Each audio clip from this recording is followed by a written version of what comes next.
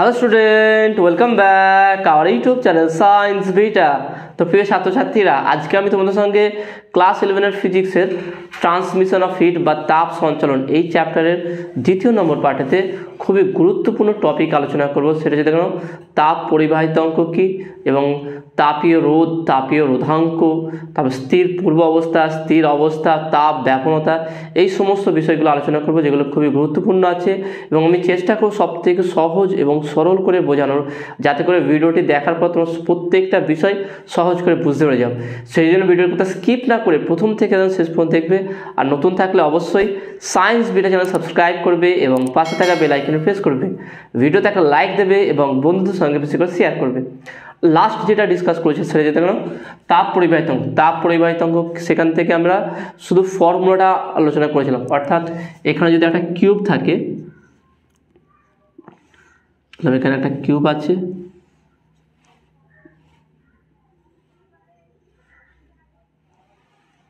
ওকে, যার ক্ষেত্রফল এ, এখানটায় কিউ পরিমাণ তাপ দেওয়া আছে, তাহলে এখানে উষ্ণতা θ2, এটা θ1 ছিল, এর বেদটা ছিল ডি। ওকে, এটা তাহলে এখানে আমরা আগে আলোচনা করেছিলাম, পার্ট 1-এতে ডিসকাস করেছিলাম এখান থেকে, যে যদি এইভাবে কোনো একটা ঘনককে তাপ দেওয়া হয় তাহলে সেই তাপটা কী হবে? এক নম্বর, সেই তাপটা হবে কি ক্ষেত্রফলের সমানুপাতিক।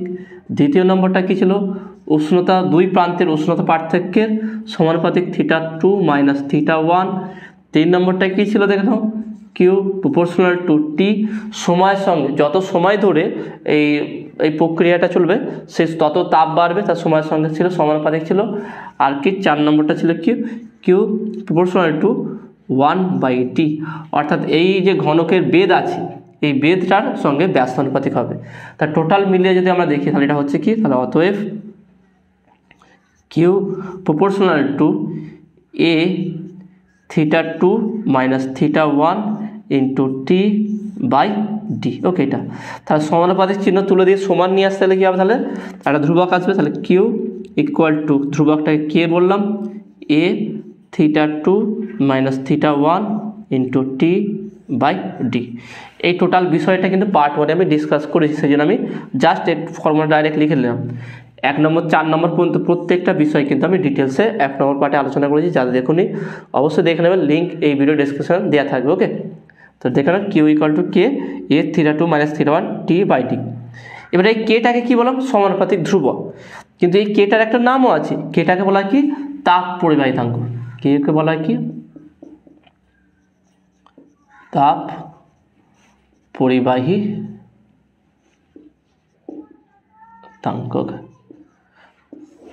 ওকে, তাহলে এর নাম হচ্ছে কি তাপ পরিবাহিতাঙ্ক। তার যখনই কোনো একটা ধ্রুবক একটা নাম থাকবে তার সংজ্ঞাও থাকবে। তার সংজ্ঞাটা কী হবে দেখে নাও।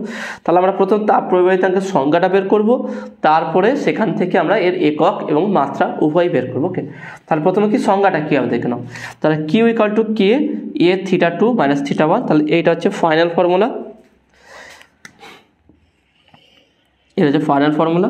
অর্থাৎ কোনো মেটালের কোনো পরিবাহীর মধ্য দিয়ে, যেটা তাপীয় পরিবাহী আছে, সেই তাপীয় পরিবাহীর মধ্যে দিয়ে যদি তাপ পরিবহন পদ্ধতির মধ্যে দিয়ে পরিবাহিত হয়ে বস্তুটাকে উত্তপ্ত করে, সেখানে যে তাপের সঙ্গে বিভিন্ন পদার্থের যে বিভিন্ন প্রপার্টিসগুলো আছে, যেমন ক্ষেত্রফল আছে, বেদ আছে, দুই প্রান্তে উষ্ণতার পার্থক্য আছে, এইটা নির্ভর করে কি যে তাপটা দেবো, অর্থাৎ প্রদত্ত তাপ equal to K A θ2 minus θ1 into T by D. θ2 হচ্ছে যেই সারফেসটায় তাপ প্রয়োগ করা আছে তার উষ্ণতা, θ1টা হচ্ছে কি তার পরের পৃষ্ঠের উষ্ণতা, এ হচ্ছে কি সারফেসের পৃষ্ঠের উপরের পৃষ্ঠের ক্ষেত্রফল, টিটা হচ্ছে কত সময় ধরে তাপটা দেওয়া হচ্ছে, ডিটা হচ্ছে ওর বেদ। ওকে, এটা বলেছিলাম। এবার দেখে নাও, যদি আমরা এমন একটা ঘনক নিই যার বেদ হচ্ছে 1, অর্থাৎ যদি ডি ইকুয়াল টু 1 হয়ে যায়, এ ইকুয়াল টু 1 হয়ে যায়, উষ্ণতা পার্থক্য θ2 মাইনাস θ1 ইকুয়াল টু 1, উষ্ণতা পার্থক্য 1 হয়ে যায়, এবং প্রতি সেকেন্ডে টি ইকুয়াল টু যদি 1 সেকেন্ড, তা দেখে নাও। তাহলে সব প্রত্যেকটাকে 1 দেয়, তাহলে কী পাবো? তাহলে অতএব কিউ ইকুয়াল টু কে হয়ে যাবে। ভালো করে বুঝে নাও কী করলাম। তাহলে এখানে যে সমীকরণটা আমরা পেয়েছিলাম সেই সমীকরণ থেকে দেখলাম Q equal to K A theta two minus theta one by into T by টি।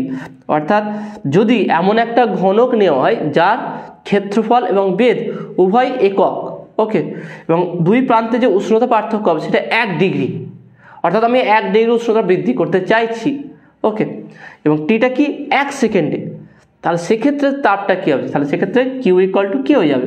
তাহলে এখানে আমরা সংজ্ঞা কী বলবো, মানে একক বেধ এবং একক ক্ষেত্রফল বিশিষ্ট, ভালো করে বুঝে নাও, একক বেধ এবং একক ক্ষেত্রফল বিশিষ্ট কোনো ঘনকের দুই পৃষ্ঠের উষ্ণতা 1 ডিগ্রি, দুই পৃষ্ঠের উষ্ণতা পার্থক্য 1 সেকেন্ডে 1 ডিগ্রি বৃদ্ধি করতে যে পরিমাণ তাপ লাগে তাকেই ওই পরিবাহীর তাপ পরিবাহিতাঙ্ক বলে।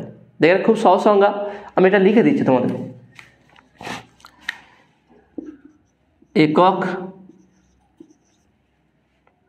একক ক্ষেত্রফল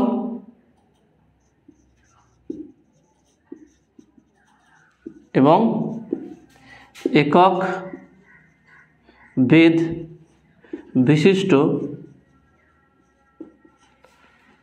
কোনো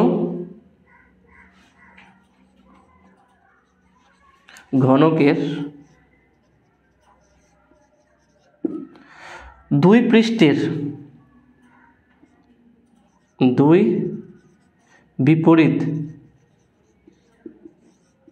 বিপরীত পৃষ্ঠের উষ্ণতার পার্থক্য 1 ডিগ্রি বৃদ্ধি করতে 1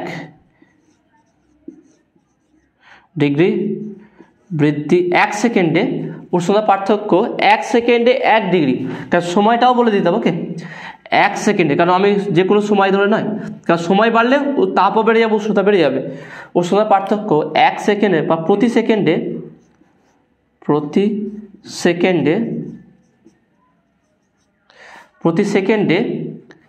1 ডিগ্রি বা একক ডিগ্রি আমি লিখেছি, একক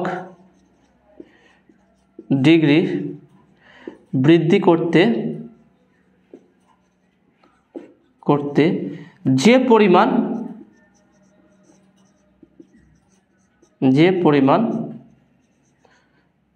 তাপ লাগে, দেখুন যে পরিমাণ তাপটাই কি হচ্ছে, তাপ পরিবাহিতাঙ্ক সমান হচ্ছে, তার যে পরিমাণ তাপ লাগে তাকে ওই পরিবাহীর তাপ পরিবাহিতাঙ্ক বলে,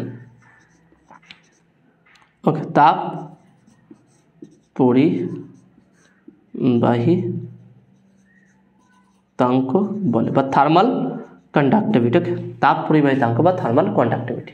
হ্যাঁ দেখুন সংখ্যাটা খুবই সহজ। তাহলে আমরা তাপ পরিবাহিতাঙ্ক সংখ্যাটা কীভাবে তৈরি করবো? আমার যদি ফর্মুলাটা জানা থাকে Q equal to K A theta two minus theta one into T by D, তাহলে এ ক্ষেত্রফলটাকে আমি একক করে দেবো, এটাকে আরেকভাবে লেখা যায় একক আয়তন বিশিষ্ট ক্ষেত্রফল আর বেধ যদি একক হয়ে যায়, একক আয়তন বিশিষ্ট কোনো ঘনকের দুই বিপরীত পৃষ্ঠের, আমরা এতটা কথা একক ক্ষেত্রফল একক বেধ না লিখে একক আয়তনও বলতে পারতাম, কোনো সমস্যা নেই, সংখ্যাটা কোনো পরিবর্তন হবে না। তাহলে দেখে নাও একক ক্ষেত্রফল এবং একক বেধ বিশিষ্ট কোনো ঘনকের দুই বিপরীত পৃষ্ঠের উষ্ণতার পার্থক্য প্রতি সেকেন্ডে 1 ডিগ্রি বৃদ্ধি করতে যেই পরিমাণ তাপ লাগে সেই তাপকে ওই পরিবাহীর তাপ পরিবাহিতাঙ্ক বলে। দেখে না খুব সহজ সংজ্ঞাটা কিন্তু খুব কঠিন নেই, দেখে না খুবই ইজি। ফর্মুলা জানা থাকে A T D theta two minus theta one, এগুলো সব 1 করে দেবো, 1 করে দিলে তাহলে কিউ ইকুয়াল টু কে হয়ে যাবে। তাহলে এইগুলো একক অবস্থায় থাকলে তাহলে উষ্ণতা যদি একক ডিগ্রি 1 সেকেন্ডে বৃদ্ধি করা হয় তাহলে সেখানে যেই পরিমাণ তাপ লাগবে, সোজা কথা হচ্ছে একটা ইউনিট কিউব আছে, ওকে, অর্থাৎ প্রত্যেকটার একক হচ্ছে 1, প্রত্যেকটা দৈর্ঘ্য হচ্ছে 1, তাহলে এরকম যদি ইউনিট কিউব হয়, ওকে, সেই কিউবের দুই বিপরীত পৃষ্ঠের উষ্ণতার পার্থক্য 1 সেকেন্ডে 1 ডিগ্রি বৃদ্ধি করানো হবে। তাহলে 1 ডিগ্রি বৃদ্ধি করলে যে পরিমাণ তাপ লাগবে, অর্থাৎ যত পরিমাণ তাপ দিলে 1 সেকেন্ডে 1 ডিগ্রি উষ্ণতা বৃদ্ধি পাবে, সেই পরিমাণ তাপকে ওই পরিবাহীর তাপ পরিবাহিতাঙ্ক বলা হয়। এবারে শুধু ওই পরিবাহীর কথা বলো, এটা তো সবার ক্ষেত্রে হতে পারে, সবার ক্ষেত্রে এটা হবে না। কারণ কি, প্রত্যেকটা পদার্থ বা প্রত্যেকটা পরিবাহী আলাদা আছে, তামা, লোহা, রূপো, এই প্রত্যেকটা আলাদা আছে, সেই জন্য সবার ক্ষেত্রে একই পরিমাণ তাপ লাগে না। সেই জন্য নির্দিষ্ট যেই পরিবাহের ক্ষেত্রে করা হচ্ছে, নির্দিষ্ট সেই পরিবাহের ক্ষেত্রে যে পরিমাণ তাপ লাগবে সেই তাপকে ওই পরিবাহীর তাপ পরিবাহিতাঙ্ক বলা হয় বা থার্মাল কন্ডাক্টিভিটি বলা হয়। ওকে, তো আশা করি তোমরা এটা বুঝতে পেরেছো। এবারে আমরা এর একক নিয়ে আলোচনা করব। তাহলে এর এককগুলো কী হবে দেখো, খুবই সহজ। আমরা সিজিএস এবং এসআই উভয়টাই দেখব এবং এই এককটা খুবই গুরুত্বপূর্ণ, বিশেষ করে এমসিকিউ কোশ্চেনের ক্ষেত্রে। এমসিকিউ কোশ্চেন বা 1 নাম্বার যে কোশ্চেন থাকে, যে ওই সমস্ত কোশ্চেনের ক্ষেত্রে কিন্তু এই এককটা প্রায় দেয়, দেখবে প্রায় দেয় এককটা। তাহলে আমরা কে এর একক, ওকে, কে এর একক নির্ণয় করব। তাহলে ফর্মুলাটা কী ছিল, Q equal to K A theta 2 minus theta 1 into T by D. তাহলে বা এখান থেকে কে ইকুয়াল টু কত হবে, কে ইকুয়াল টু দেখে নাও, এটার সঙ্গে এটা গুণ হবে, Q into D by A theta 2 minus theta 1 into T. Okay, এটা এবার দেখে নাও, যদি আমরা সিজিএস বা এসআই দেখি, আমরা এককগুলো দেখবো এখানটায়, এটা মুছে দিচ্ছি একটু। এককগুলো দেখে নাও, আমরা যদি সিজিএস প্রথম নিই, সিজিএস, কিউ এর একক কি, তাপের একক ক্যালোরি, তাই না, ক্যালোরি। তারপরে কি দেখে নাও, আমি ডি একক, বেদ হচ্ছে কি সেন্টিমিটার, ক্ষেত্রফল সেন্টিমিটার স্কোয়ার, ওকে, সেন্টিমিটার স্কোয়ার। তারপরে কি দেখে নাও, থিটা 2 মাইনাস থিটা 1, উষ্ণতা পার্থক্য, থিটা 2 মাইনাস থিটা 1, সেটা কি হবে ডিগ্রি সেলসিয়াস, আর সময়টা কি সেকেন্ড, ওকে, সেকেন্ড। এসআইটা দেখে নাও, এসআইটা কি হচ্ছে দেখে নাও, কিউটা হচ্ছে কি জুল, ডিটা হচ্ছে কি মিটার, ক্ষেত্রফলটা কি metre square, theta 2 minus theta 1টা কি হবে উষ্ণতা পার্থক্য কেলভিন, সময়টা সেকেন্ডে থাকবে। তাহলে এই হচ্ছে ডিফারেন্স, ওকে, সিজিএস এবং এসআই। তাহলে সিজিএস এ প্রথম বসাবো, অতএব সিজিএস এককে বা সিজিএস পদ্ধতিতে, আমরা এটা পদ্ধতিতে বলতে পারি, সিজিএস পদ্ধতিতে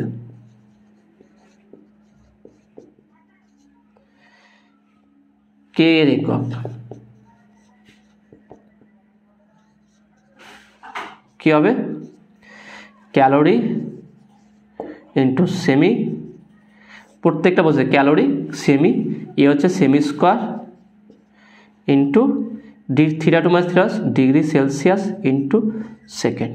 ওকে, তাহলে দেখে নাও সেমি সেমি একটা কাটবে, তাহলে আলটিমেট আমরা পাবো কত দেখে নাও, ক্যালোরি, তাহলে কত পাচ্ছি দেখে নাও, এটা ক্যালোরি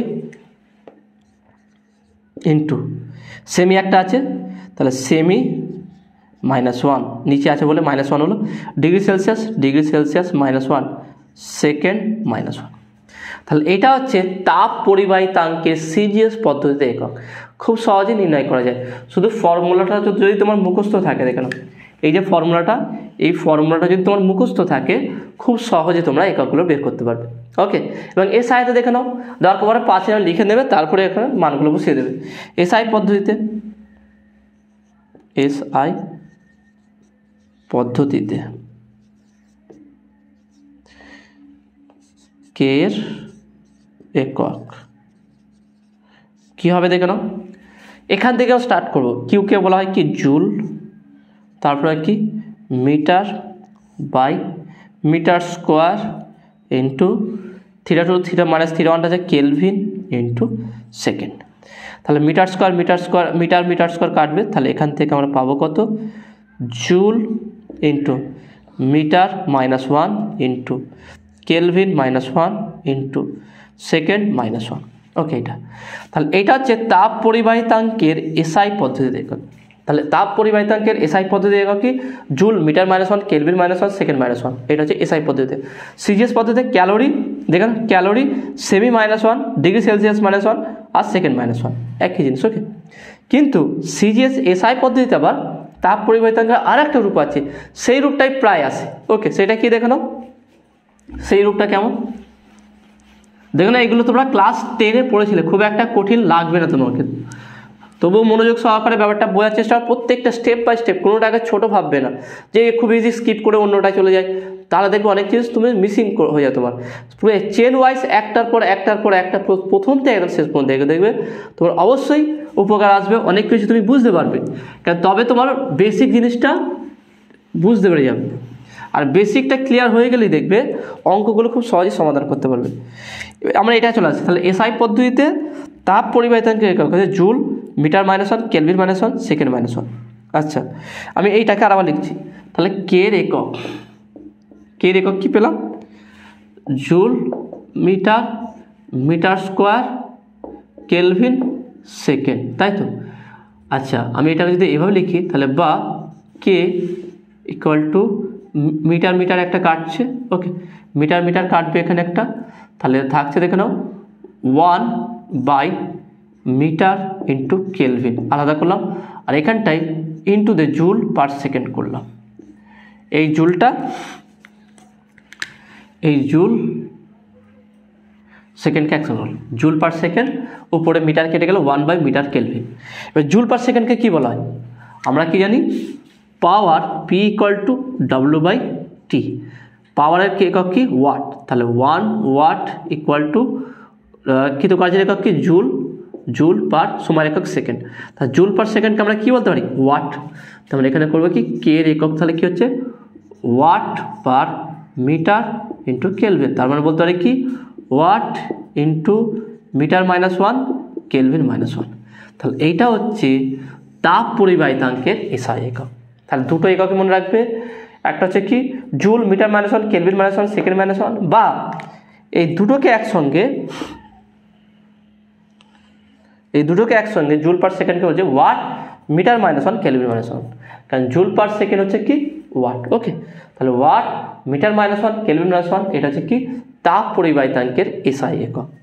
ওকে, তো আশা করি তোমরা এটা বুঝতে পেরেছো। তাহলে দেখে তাপ পরিবাহিতাঙ্ক কনসেপ্টটা টোটালটা ডিসকাস করলাম। তো এর আগের পার্টটা তোমরা অবশ্যই দেখবে, যদি না দেখো তাহলে এটা কিভাবে ফর্মুলাটা আসলো, কেন এরকম হলো, ছবিটা কেন হলো, কিভাবে আমরা এই ফর্মুলাটা নিয়ে আসলাম, প্রত্যেকটা এক্সপ্লেনেশন কিন্তু পার্ট 1-এ দেওয়া আছে, তোমরা সেখানে দেখে নেবে। ওকে, সে পার্ট 1-এ দেওয়া আছে বলে আমি এখানে বেশি ডিসকাস করলাম না, জাস্ট ফর্মুলাটা নিয়ে এককগুলো দেখলাম। নেক্সট যেটা আলোচনা করবো সেটা খুব গুরুত্বপূর্ণ বিষয়, সেটা হচ্ছে কি তাপীয় রোধ। ওকে, তাপীয় রোধ এবং তাপীয় রোধাঙ্ক, তাপ রোধ এবং তাপীয় রোধাঙ্কর জিনিসটা কি সেটা ডিটেলসে আলোচনা করব। খুবই সহজ আছে, চিন্তার কোনো বিষয় নেই, খুবই ইজি কনসেপ্ট। তোমরা যদি ক্লাস 10-এ চলতড়িৎ চ্যাপ্টারটা যদি পড়ে থাকো হালকা করে, বেশি বলছি না আমি, চলতড়িৎ চ্যাপ্টারের যদি জাস্ট ওহমস ল, ওহমের সূত্রটা যদি একবার দেখে থাকো তাহলে খুব সহজেই তোমরা এটা বুঝতে যাবে। তাপ রোধটা কি, তাপীয় রোধাঙ্ক কি, খুব সহজে তোমরা বুঝতে যাবে, চিন্তার কোনো বিষয় নেই। যেই সমস্ত কথাগুলো বলবো, যেই সমস্ত পয়েন্টগুলো ডিসকাস করব, সেইগুলো শুধু মনোযোগ সহকারে বোঝার চেষ্টা করবে।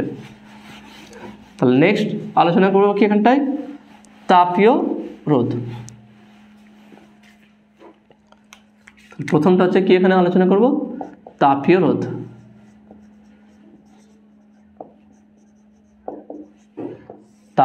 তাপীয় রোধটা কি, তাপ রোধ বা পরিবাহী তাপ রোধ বা তাপীয় রোধটা জিনিসটা কি, খুবই গুরুত্বপূর্ণ দেখে নাও। আমরা জানি কি Q equal to K A θ2 minus θ1 into T/D, অর্থাৎ কোনো পরিবাহীকে যদি তাপ দেওয়া হয়, সেই তাপ এবং সেই পরিবাহীর বিভিন্ন প্রপার্টিস বা বিভিন্ন প্যারামিটার যেগুলো আছে, ক্ষেত্রফল, সময় এবং বেদ, তার সঙ্গে সম্পর্ক কী হবে, Q equal to K A θ2 minus θ1 T/D। Okay, এইভাবে।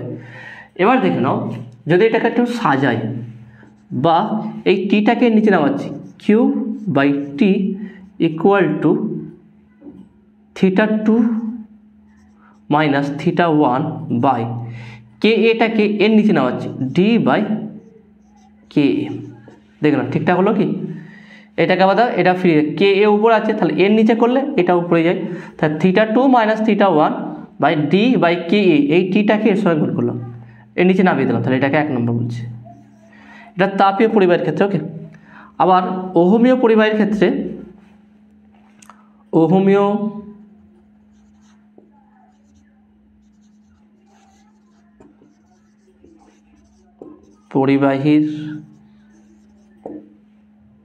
পরিবাহীর বা যে কোনো পরিবাহী, যে কোনো তড়িৎ পরিবাহী আমরা বলতে পারি, যে কোনো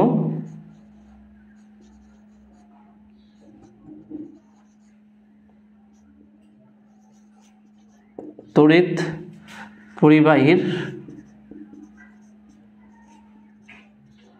দুই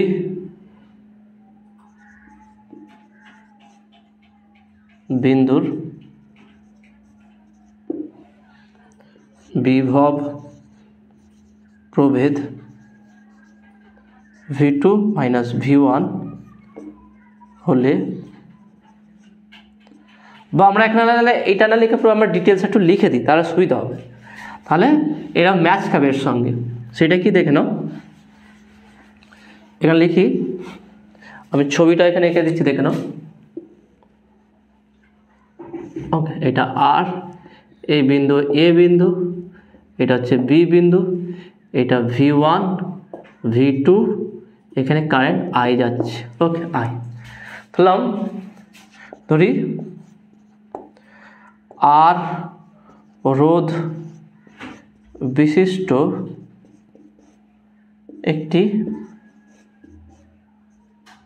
পরিবাহীর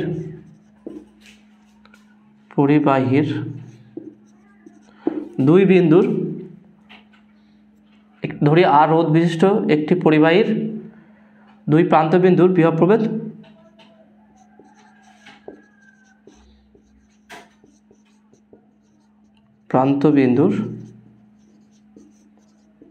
প্রভেদ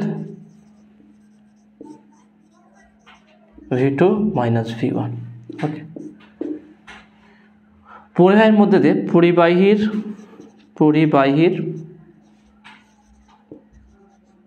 মধ্য দিয়ে আই তড়িৎ প্রবাহিত হলে, আই তড়িৎ প্রবাহিত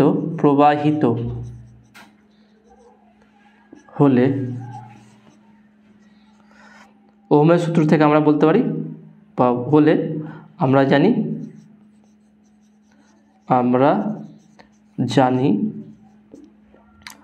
I equal to V2 minus V1 by R, তাই না? এটা তো আমরা জানি I equal to V2 minus V1 by R. তাহলে I মানে, আবার I মানে কি? I মানে Q বাই টি, তাই না? I মানে Q বাই টি। কিউটা কি? চার্জ। Q মানে চার্জ বা আধান, আর এখানে এই Q মানে কি? তাপ। ওকে, এই Q আলাদা, কিন্তু এটা হচ্ছে তাপ। তাহলে এখানে বলতে পারি কি, তাহলে বা Q by T equal to V2 minus V1 by R, এটাকে 2 নম্বর দিলে। এবারে 1 আর 2 কম্পেয়ার করুন। তাহলে কোনো পরিবাহের মধ্যে দিয়ে, ভালো করে বুঝে নাও, আমি এটা বলেছি, কোনো পরিবাহের মধ্য দিয়ে যদি t সময় Q পরিমাণ আধান প্রবাহিত হয়, তা সেই পরিবাহে যদি রোধ থাকে, তাহলে ওই রোধের দুই প্রান্তে বিভব হবে কি? V2 minus V1। এবারে একইভাবে এমন একটা পরিবাহী আছে,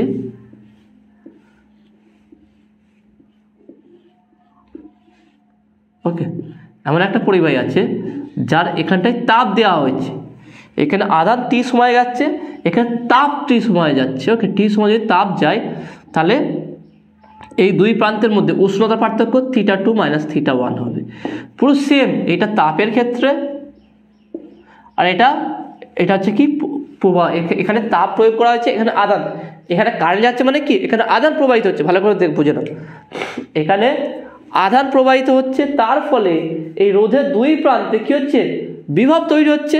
ঠিক একইভাবে এখানে তাপ প্রবাহিত হচ্ছে, তার ফলে এই দুই প্রান্তে উষ্ণতার পার্থক্য হচ্ছে। তাহলে এখানে বুঝে নাও, তাহলে এই দুটো জিনিস হচ্ছে কি? উষ্ণতার পার্থক্য, আর এটা হচ্ছে কি? বিভবের পার্থক্য। আর এটা হচ্ছে কি? আধানের হার, এটা উষ্ণতার হার, এটা হচ্ছে কি? তাপের হার। এটা হচ্ছে তাপের হার, আর এটা হচ্ছে কি? আধানের হার। তাহলে এইটা যদি পরিবাহী রোধ হয়, তাহলে এইটা কি হবে? পরিবাহী তাপীয় রোধ, তাই না? এইটা এই আরটা কি ছিল? কারেন্ট, কোনো পরিবারের মধ্যে কারেন্ট যাওয়ার ফলে যে ওই পরিবারের যে রোধ থাকে, যে বাধা হয়, সেইটাকে রোধ বলা হয়। তাহলে এক্ষেত্রে কোনো পরিবারের ক্ষেত্রে তাপ যাওয়ার ফলে যে বাধা ও সম্মুখীন হয়, তাপ একটা জায়গা থেকে আর একটা জায়গায় প্রবাহিত হওয়ার সময় যে বাধা সম্মুখীন হয়, সেই বাধাটা হচ্ছে কি D/K। ভালো করে ব্যাপারটা পুরো ক্লিয়ার করে নাও। এখান থেকে এইখান থেকে এখানে আসতে যে বাধা সম্মুখীন হয় সেটা হচ্ছে এই রোধ, পরিবাহী রোধ আর। তাহলে একইভাবে কোনো তাপ এক প্রান্ত থেকে আর এক প্রান্তে যেতে যে বাধার সম্মুখীন হবে, সেই বাধাটা হচ্ছে কি D/K। কারণ এখানে আর আছে, এখানে D/K আছে। তাহলে এটা পরিবাহী রোধ হলে এটা হচ্ছে তড়িৎ পরিবাহী রোধ হলে এটা কি হবে? তাপীয় রোধ হবে, পরিবাহীর তাপীয় রোধ, তাই না? তাহলে এখান থেকে আমরা কনক্লুড করতে পারি। তাহলে সমীকরণ 1 নম্বর এবং 2 নম্বর থেকে আমরা বলতে পারি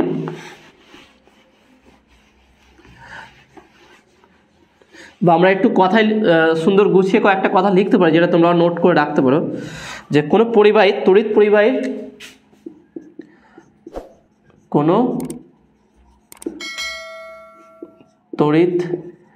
পরিবাহীর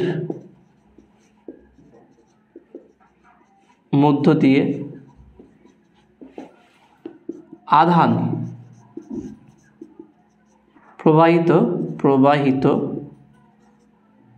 প্রবাহিত হওয়ার সময় যে বাধার সম্মুখীন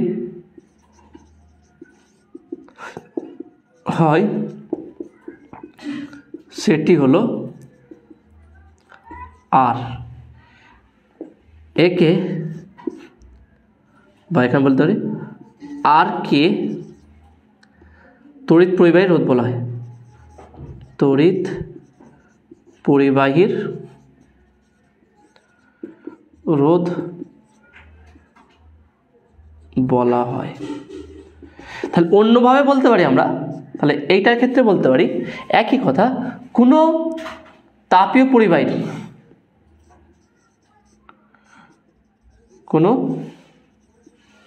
তাপীয় সুপরিবাহী বা তাপীয় পরিবাহীর মধ্য দিয়ে তাপ প্রবাহিত হওয়ার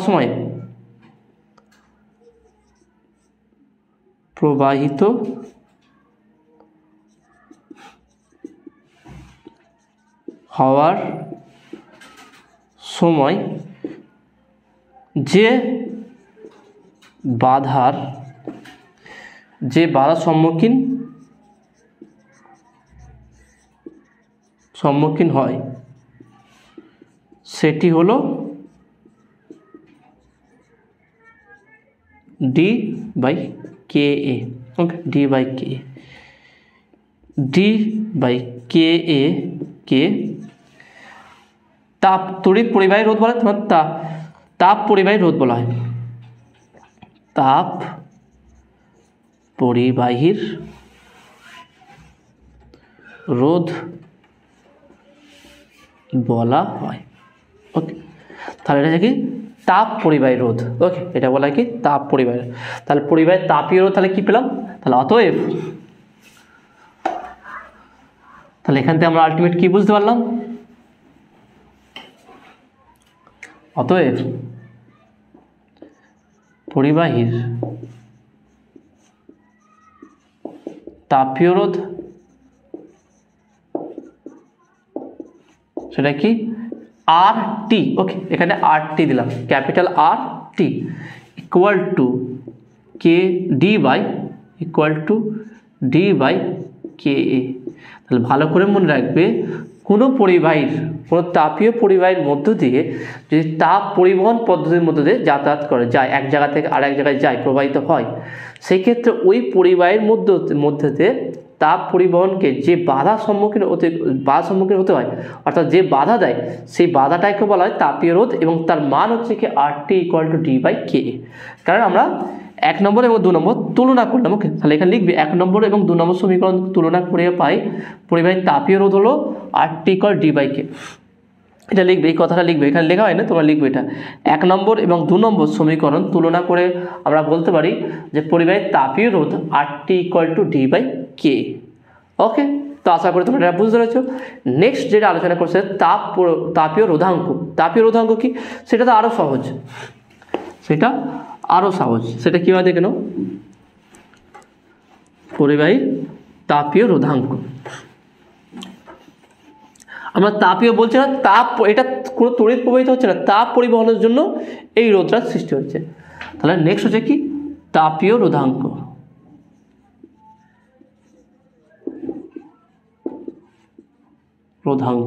ওকে, তাপীয় রোধাঙ্কটা কি?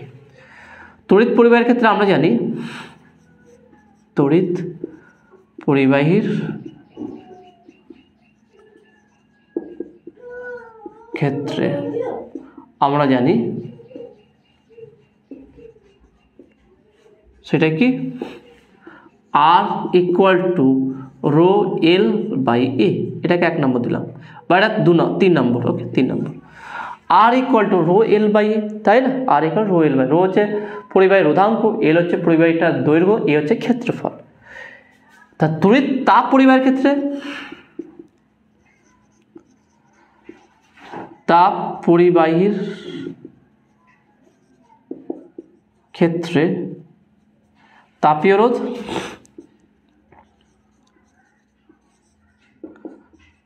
রোধ আমরা কি পেলাম? RT = 1/K, একটু সাজিয়ে লিখছি, 1/K × D/A। ওকে, এটাকে 4 নম্বর দিলাম। এবার তুলনা করো, এবারে এটার সঙ্গে এই দুটো তুলনা করো।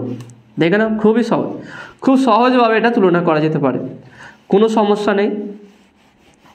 দেখে নাও, এখানে R হচ্ছে পরিবাহী রোধ, RT হচ্ছে কি তাপীয় রোধ। ওকে, পরিবাহী তাপীয় রোধ। রো হচ্ছে, দেখুন, L হচ্ছে দৈর্ঘ্য, D হচ্ছে বেদ আর দৈর্ঘ্য সেম, কোনো অসুবিধা নেই। A হচ্ছে ক্ষেত্রফল, A হচ্ছে ক্ষেত্রফল। রো হচ্ছে ওই পরিবাহী রোধাঙ্ক, আর রো এর বদলে কি আছে দেখেন, এখানে দেখুন দুটো, এটার সঙ্গে এটা মিল আছে, এটার সঙ্গে এটা মিল আছে, তাহলে রো এর সঙ্গে কার মিল হবে? 1/K। তাহলে রো যদি তড়িৎ পরিবাহীর রোধাঙ্ক হয়, তাহলে 1/K হবে কি তাপ পরিবাহীর রোধাঙ্ক। তাহলে এটা কি রো। তাহলে বলতে, তাহলে 3 নম্বর এবং 4 নম্বর সমীকরণ তুলনা করিয়া পাই, সেটা কি দেখানো বলতে পারি। সেখানে আমরা বলতে পারি কি ρ = 1/K, অর্থাৎ তাপীয় রোধাঙ্ক, অর্থাৎ পরিবাহীর তাপীয় রোধাঙ্ক, পরিবাহীর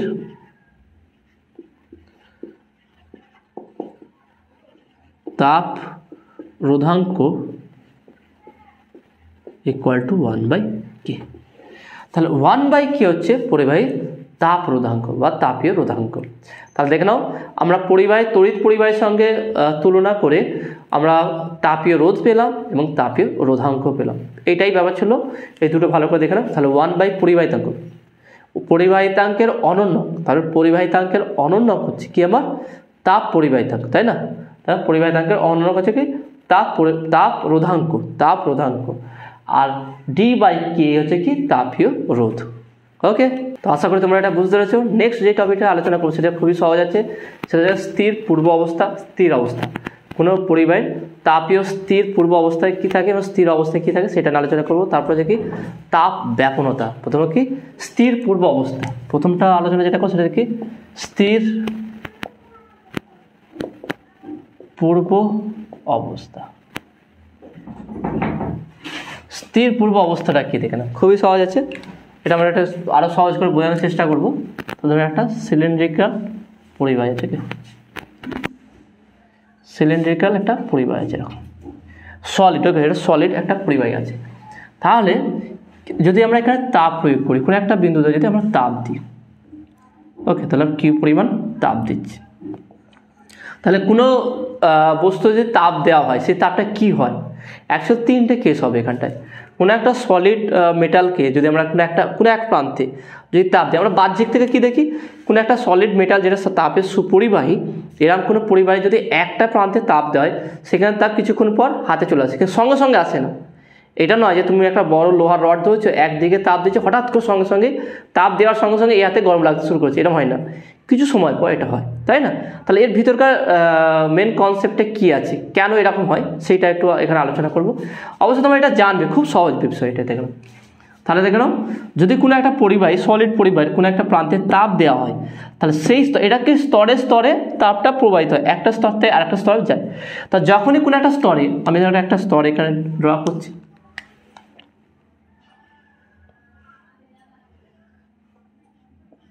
ওকে, তাহলে এর মধ্যে একটা স্তর, তাহলে এই স্তরে যখন কিউ পরিমাণ তাপ দেওয়া হবে, তা সেই তাপটা 3টে ভাগে বিভক্ত হয়ে যাবে।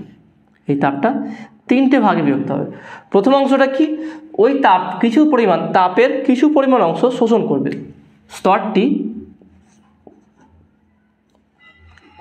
স্তরটি 1 নম্বরটা আমি লিখছি, স্তরটি তাপের কিছু অংশ শোষণ করবে, ওকে, শোষণ করবে, ওকে। তাহলে 1 নম্বর কি, ওই স্তরটি যেই স্তরে তাপ দেওয়া হয়েছে, ভালো করে বুঝে নাও, কোনো একটা পরিবারের তাপটা স্তর বাই স্তর যায়, তাহলে কোনো একটা যেই স্তরে তাপটা দেওয়া হয়েছে সেই স্তরে তাপ, ওই স্তরটি কী করবে, তাপের কিছু অংশ শোষণ করবে। দ্বিতীয় নম্বরটা হচ্ছে কি, কিছু অংশ বা কী করবে, কিছু অংশ বিকিরণ করবে, স্তরটি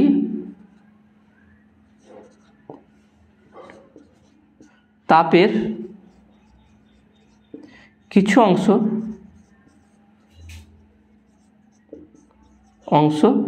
বিকিরণ করবে,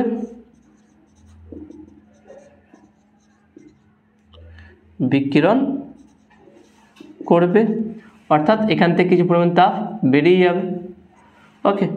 আর 3 নম্বরটা হচ্ছে কি, বাকি অংশ তাপে ওই স্তরটি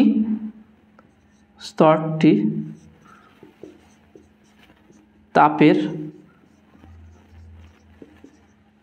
বাকি অংশকে পরের স্তরে স্থানান্তর করবে, পরের স্তরে সঞ্চালিত করবে বা স্থানান্তর করবে,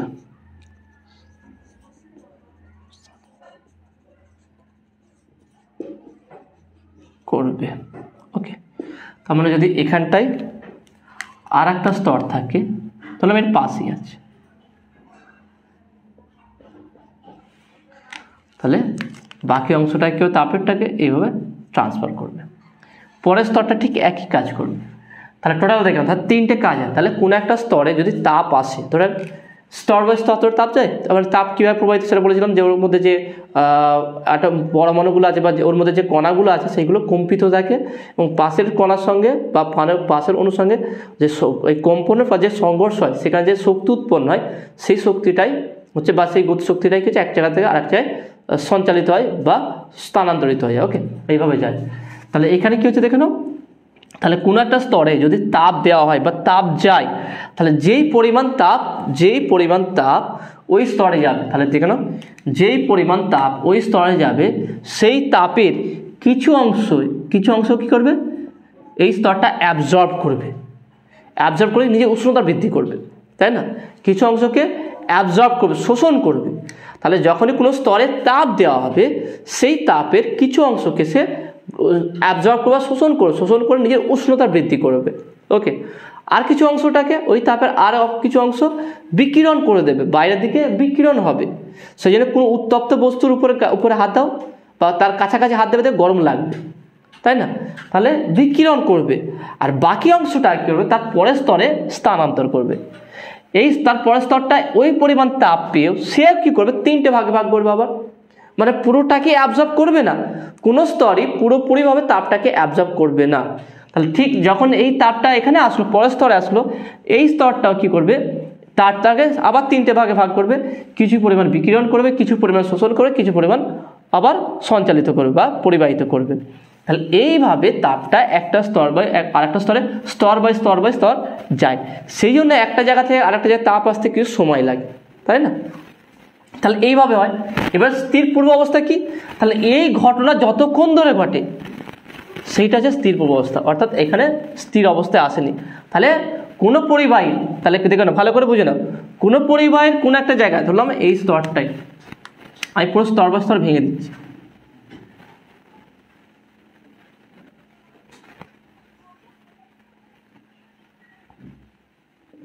ওকে,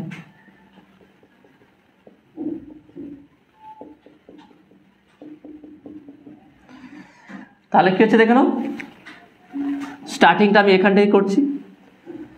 তো যখন এই প্রথমের দিকে প্রথম এই প্রান্তে যখন তাপ দেওয়া হবে, তাহলে এই স্তরটা কী হবে, তাপটা কিছু অ্যাবজর্ব করবে, কিছুটা শোষণ করবে, কিছুটা বিকিরণ করবে, আর কিছুটা পরের স্তরটা দেবে। ঠিক পরের স্তরটাও কী করবে, কিছুটা তাপ শোষণ করবে, কিছুটা বিকিরণ করবে, কিছুটা শোষণ করবে, কিছুটা বিকিরণ করবে, আর তারপর একটা বাদবাকিটা আবার পরের স্তরে পাঠাবে। তাহলে এইভাবে চলতে থাকবে, এইভাবে চলতে থাকবে। কতক্ষণ পর্যন্ত চলবে? যতক্ষণ না এখান থেকে যেই প্রান্তে তাপ দেওয়া আছে, দেখে নাও, যেই প্রান্তে তাপ দেওয়া আছে সেখান থেকে যেই প্রান্তে তাপ দেওয়া হচ্ছে না, এই পুরোটার উষ্ণতা যতক্ষণ না সমান হচ্ছে ততক্ষণ পর্যন্ত এই প্রক্রিয়া চলতে থাকবে। এই অবস্থাকে বলা হয় কি, স্থির পূর্ব অবস্থা। পরিবাহীর এই অবস্থাকে বলা হয় কি, স্থির পূর্ব অবস্থা। তার মানে স্থির অবস্থায় আসেনি, স্থির অবস্থা যে মানে অর্থাৎ পুরো পরিবাহীটার উষ্ণতা সেম আসেনি। এবার ভাবো, আমি যদি বলি তাহলে এই ঘটনা যতক্ষণ ধরে ঘটবে, তাহলে নিশ্চয়ই এই স্তরের উষ্ণতা যা হবে এই স্তরের উষ্ণতা তাই হবে না, এই স্তরের উষ্ণতাও আলাদা হবে, এই স্তরের উষ্ণতাও আলাদা হবে, প্রত্যেকটা কি হচ্ছে, আলাদা হবে। অবশ্যই T1 বেশি হবে, T1 greater than T2 greater than T3 greater than T4 greater than T5 greater than T6। কারণ কি, তাপটা এখানে দেওয়া হচ্ছে, তা যেখানে তাপ দেবে সে তো বেশি গ্রহণ করবে। সব থেকে বেসিক এক্সাম্পল কি, ধরো কোনো একটা এলাকায় কোনো একটা কাজ এসছে, ধরো হয় না বিভিন্ন রকম রাস্তাঘাট তৈরি করার জন্য, স্কুল তৈরি করার জন্য, ধরো একটা রাস্তা তৈরি হবে, কারণ এখানে বেশি টাকা আসে না, তাই না? তাহলে কোনো ফান্ডের জন্য কোনো টাকা আসে, বা এই যে কোনো একটা ধরো একটা রাস্তার জন্য টাকা আসে, তো যেই পরিমাণ টাকা স্যাংশন হয় সেখান থেকে যার হাতে সে কিছুটা নিয়ে নেয়, তারপর টাকাটা আবার তার নিচে লেভেলে দেয়, সেখান থেকে আবার কিছু টাকা নিয়ে নেয় কেউ, আবার নিচে লেভেলে দেয়। তো এইভাবে আস্তে আস্তে আস্তে দেখবে যত টাকা আসে সেটা কিন্তু পুরোপুরি টাকা আসে না। যে কোনো ক্ষেত্রে, যে কোনো স্কিমে দেখবে যে টাকাগুলো আসে অ্যাকচুয়ালি বিভিন্ন রকম এর জন্য, সাবসিডির ক্ষেত্রে যত রকম গভর্নমেন্টে যত রকম এই সুবিধা দেওয়া হয় গরিবদের জন্য, তো সেইটা কিন্তু আসে না। কারণ কি, মিডল ম্যানগুলো স্টেপ বাই স্টেপ প্রত্যেকটা কিছু না কিছু নিয়ে নেয় এবং বাদ বাকিটা যায়। ঠিক সেরকম ওই কনসেপ্টটা এখানে যদি দেখে নাও এই ব্যাপারটা হয়, তাহলে এখানে দেখো যেই পরিমাণ তাপ দেওয়া আছে সেই পরিমাণ তাপ এখানে আসেনি। তা যদি এখানে যেই পরিমাণ তাপ দেওয়া আছে সেই পরিমাণ তাপ যদি এখানে না আসে, তাহলে দুটোর উষ্ণতা সেম হবে কি করে? ডিফারেন্স থাকবে, পার্থক্য থাকবে। তাহলে সেই কারণে যতক্ষণ না এই পার্থক্যগুলো মুছে যাচ্ছে, যতক্ষণ না উভয়ের জায়গাগুলো সেম হয়ে যাচ্ছে, ততক্ষণ পর্যন্ত কিন্তু এরা স্থির অবস্থায় আসেনি। সেই আগের অবস্থা যতক্ষণ না পুরোটা উষ্ণতা সেম হচ্ছে তার আগের অবস্থা পর্যন্ত বলা হয় কি, স্থির পূর্ব অবস্থা। খুবই সহজ, তাই না? পরেরটা যাওয়া যাক, পরেরটা হচ্ছে স্থির অবস্থা। স্থির অবস্থা এটা আরো সহজ। ওকে, স্থির অবস্থা। তা স্থির অবস্থা কি?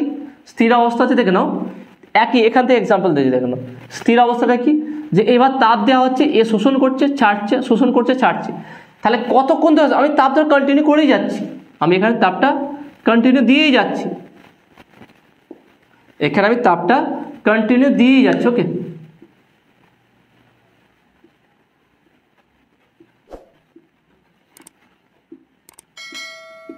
তাহলে এখানে আমি কন্টিনিউ তাপ দিয়ে যাচ্ছি, কিউ পরিমাণ তাপ।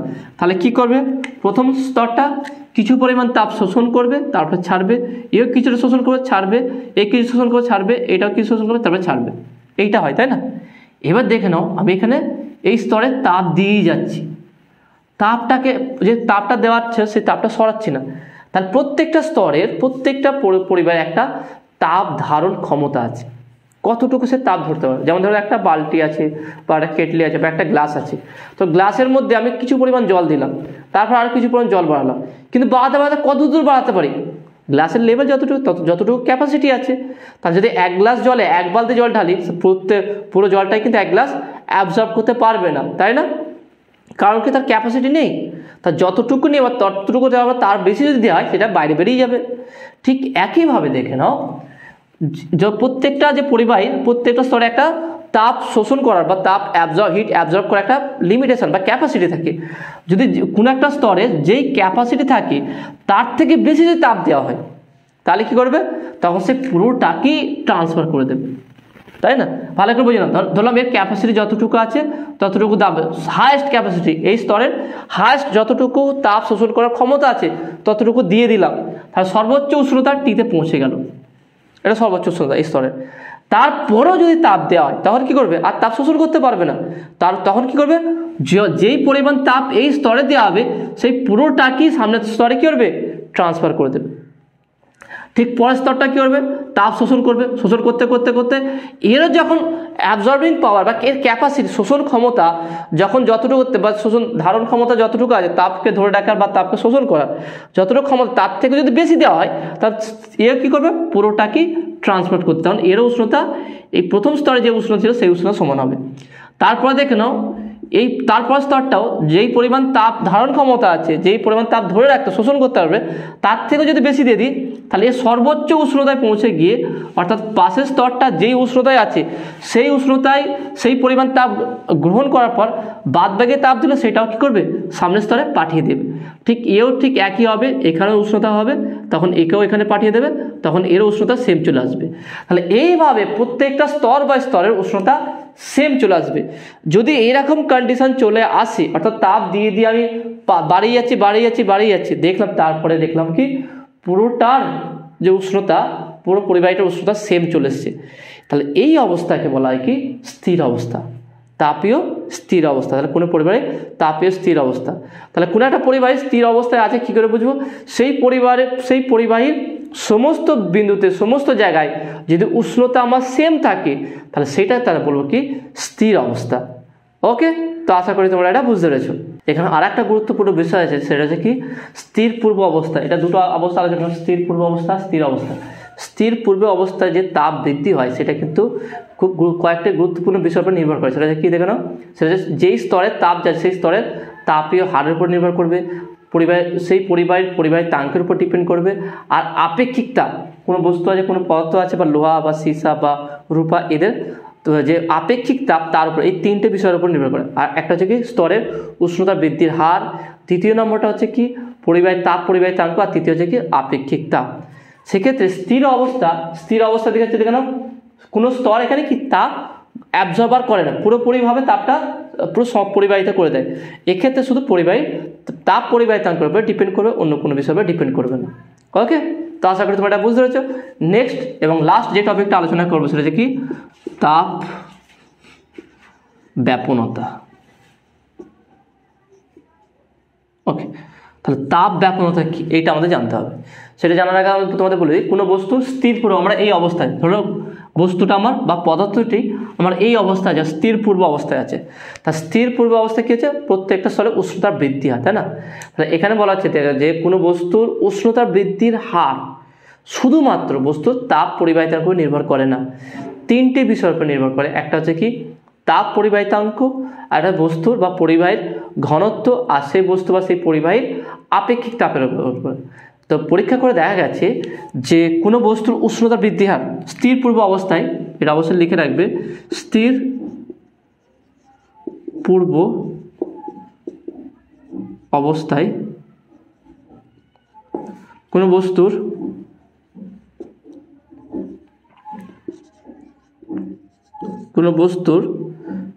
কোনো বস্তু উষ্ণতা বৃদ্ধির হার, উষ্ণতা বৃদ্ধির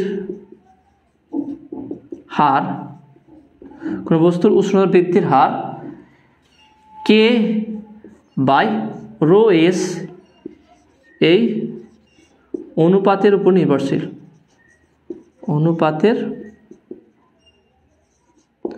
উপর নির্ভরশীল,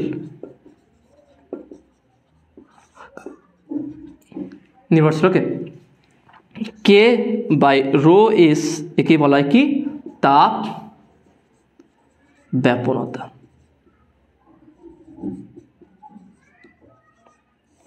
তাহলে কে বাই রো এস এই অনুপাতটাকে বলা হয় কি তাপ ব্যাপনতা, অর্থাৎ তাপ ব্যাপনতা ইকুয়াল টু আপেক্ষিক তাপ পরিবাহিতাঙ্ক, ঘনত্ব আর রোধাঙ্ক, ওকে। এটা তা যার ভালো করে বুঝুন, যার তাপ ব্যাপনতা বেশি, যেই পরিবাহীর তাপ ব্যাপনতা যত বেশি তার উষ্ণতা বৃদ্ধির হার তত বেশি। সেই জন্য দেখলাম তোমাদের বইয়ে এটা দেওয়া আছে যে আমরা জানি কি লোহা এবং সীসা, লোহার তুলনায় সীসার তাপ পরিবাহিতাঙ্ক কম, লোহার তাপ পরিবাহিতাঙ্ক বেশি। ভালো করে দেখো, সীসার তুলনায় লোহার তাপ পরিবাহিতাঙ্ক বেশি, কিন্তু আবার সীসার তাপ ব্যাপনতা লোহার তুলনায় বেশি। তার ফলে দুটো কি লোহা এবং সীসাকে যদি মোম লাগিয়ে যদি লোহার আগুনের মধ্যে প্রবেশ করানো হয়, তাহলে প্রত্যেকটা স্তরের উষ্ণতা লোহার তুলনায় সীসার বেশি বৃদ্ধি হয়। কারণ কি এর তাপ ব্যাপনতা বেশি। কারণ কোনো বস্তু উষ্ণতা বৃদ্ধির হারটা শুধু তাপের পরিবাহিতাঙ্কের উপর ডিপেন্ড করে না, তাপ ব্যাপনতার উপর ডিপেন্ড করে। তাপ ব্যাপনতা কি তাপ পরিবাহিতাঙ্ক ডিভাইড বাই ঘনত্ব ইন্টু আপেক্ষিক তাপ, এদের অনুপাতটা হচ্ছে কি তাপ ব্যাপনতা। তো বইয়ে লেখা আছে, সিম্পল সংজ্ঞা আছে, একবার পড়ে নেবে, তো আশা করি তুমি এটা বুঝতে পারবে। তো দেখে নাও আজকে সালে যেই বিষয়গুলো আলোচনা করলাম কেমন লাগলো তোমাদের, সেটা তোমরা অবশ্যই কমেন্টে জানাবে। নতুন থাকলে অবশ্যই সায়েন্স বিটা চ্যানেল সাবস্ক্রাইব করবে এবং পাশে থাকা বেল আইকনে প্রেস করবে, ভিডিওতে একটা লাইক দেবে এবং বন্ধুদের সঙ্গে বেশি করে শেয়ার করবে। তো দেখাবে নেক্সট ভিডিওয়। Have a nice day.